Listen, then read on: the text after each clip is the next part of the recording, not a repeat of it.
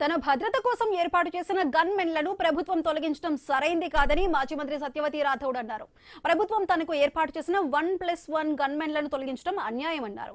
Party పనుల కోసం Mulugu, Bhupalpally, Mahabubabad agency ఏరియాలో పర్యటించినప్పుడు తనకు సెక్యూరిటీ అవసరమన్నారు. సీఎం రేవంత్ రెడ్డి హోంశాఖను తన వద్ద పెట్టుకుని ఇష్టం వచ్చినట్టు వ్యవహరిస్తున్నారని, మహిళా మంత్రులకు రక్షణ కరువైందని సత్యవతి రాథోడ్ మండిపడ్డారు. సో నాకు ఇప్పుడు కొంచెం కష్టమైతుంది సార్.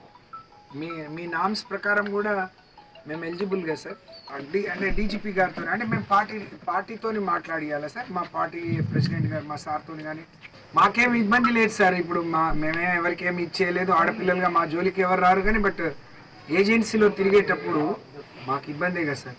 నేను కార్తిక్ సార్తో మాట్లాడితే తమరితో మాట్లాడమన్నారు. వారే ఈ సెక్యూరిటీ అంతా వారు చూస్తున్నారమ్మా, వారితో మాట్లాడమని అన్నారు.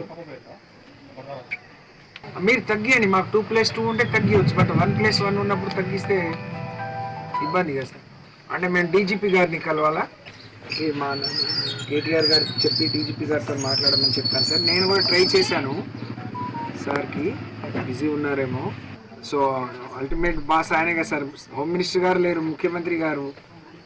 ఇక ముఖ్యమంత్రి గారిని మేము కలవలేము, మాట్లాడలేము.